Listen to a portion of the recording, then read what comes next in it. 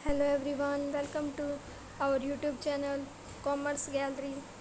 तो last time हमने बात की थी अकाउंट्स की। अकाउंटिंग का मीनिंग क्या है, उसके फीचर्स क्या हैं, उसके एडवांटेजेस क्या हैं, ऑब्जेक्टिव्स क्या है, लिमिटेशंस क्या हैं एंड सो ऑन। तो वहाँ से आपको ये तो क्लियर हो गया होगा कि अकाउंटिंग क्या है। बट आज हम बात करने वाले हैं बेसिक अकाउंटिंग टर्म्स की, जो कि अकाउंट्स करने के लिए बहुत ही इम्पॉर्टेंट है। आपको जब भी अकाउंट्स को करने के लिए इनकी नॉलेज होना बहुत ज़रूरी है। तो इसलिए वीडियो को बिल्कुल भी स्किप मत कीजिएगा, और वीडियो स्टार्ट करने से पहले please like and share and subscribe commerce gallery. तो लेट्स स्टार्ट आवर लेक्चर। तो फर्स्टली हम बात करने वाले हैं बिजनेस ट्रांजैक्शन की। तो बिज़नेस ट्रांजैक्शन होता क्या है? बिज़नेस ट्रांजैक्शन एक इकोनॉमिक एक्टिविटी होती है बिज़नेस की, जो कि बिज़नेस के फाइनेंशियल पोजीशन को चेंज कर लेती है। Means what is economic activity? Economic activity क्या होती है? जो कि पैसों से रिलेटेड होती है, प्रॉफिट अर्न करने के लिए, या फिर मतलब अपने प्रॉफिट के लिए की जाती है ना, उसको बोलते हैं इकोनॉमिक एक्टिविटी। अब कोई भी है, अगर एक बिजनेसमैन है, वो अपना कोई सामान बेचेगा, वो किस लिए बेचेगा? ऐसे तो नहीं बेचेगा कि 100 का लाया 100 का बेच दूँ। नहीं, वो सोचेगा कि मैं 100 का लाया हूँ तो 110 या 120 का बेचूँ। तो वो सब जितनी भी एक्टिविटीज़ आती है फाइनेंस से रिलेटेड, वो सारी आ जाती है इसमें। अब जब भी कोई बिज़नेस ट्रांजैक्शन करता है, तो उसकी जो वैल्यूज़ होती है, जैसे एसेट्स, लायबिलिटीज़, कैपिटल, इन सब में चेंज ज़रूर आता है। फॉर एग्ज़ाम्पल, मान लीजिए कि आपने कोई 5 लाख रुपए इन्वेस्ट किए अपने बिज़नेस के अंदर, और एक ट्रांजैक्शन की कैसी कि 2 लाख रुपए का आपने गुड्स ख़रीद लिए कैश में। तो ये क्या है? बिज़नेस ट्रांजैक्शन है कि आपने 2 लाख के गुड्स ख़रीदे। तो उससे क्या होगा? आपकी वैल्यूज़ में चेंज आएगा। जो आपका 5 लाख का कैपिटल था, वो अब कितने का हो जाएगा? कैश, हमारे पास कैश भी अब 5 लाख का है, कैश कम हो जाएगा क्योंकि हमने 2 लाख के वो ख़रीदे हैं गुड्स। तो 2 लाख से हमारा कैश कम हो जाएगा, उसकी वैल्यू चेंज होकर क्या हो जाएगी? 3 लाख। और स्टॉक हमारे पास कितने का हो जाएगा? 2 लाख का। तो ये होती है बिजनेस ट्रांजैक्शन। नेक्स्ट आती है हमारे पास इवेंट। इवेंट क्या होता है? किसी भी ट्रांजैक्शन का, जैसे हमने देखा बिजनेस ट्रांजैक्शन क्या होती है, वैसे ही अब उस ट्रांजैक्शन का जो रिजल्ट रहता है या कंसिक्वेंस रहते हैं, उसको बोलते हैं event. An event is the consequence और result of a transaction. For example, जैसे हमने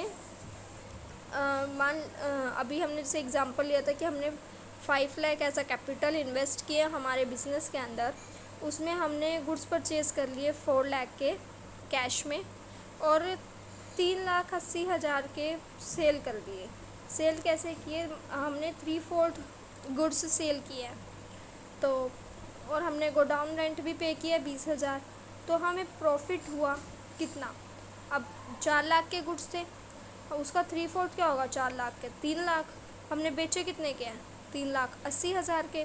तो 3,80,000 minus 3 lakh is equals to 80,000। तो हमें प्रॉफिट हुआ उस सेल से 80,000 का। बट हमने पे भी किया है गोडाउन रेंट 20,000 का, तो उसको भी उसमें से माइनस करेंगे तो हमारे पास प्रॉफिट कितना आया? 60,000। तो 60,000 क्या है? हमारा रिज़ल्ट हुआ उस ट्रांजैक्शंस का। तो ये क्या है? इवेंट है। उसके बाद आता है अकाउंट। अकाउंट क्या होता है?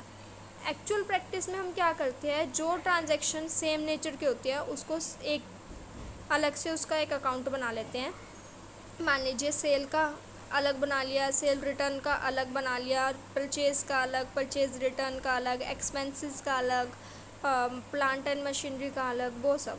और जो भी उनसे रिलेटेड हमारे पास कोई इनकम आती है या कोई एक्सपेंस होता है, कुछ भी हमें सब्ट्रैक्ट करना है या ऐड करना है, हम वहीं पे करते हैं एक ही जगह पे, ताकि हमें उस ट्रांजैक्शन का सारा रिकॉर्ड एक ही जगह मिल जाए। उसको क्या बोलते हैं? उस प्लेस को अकाउंट।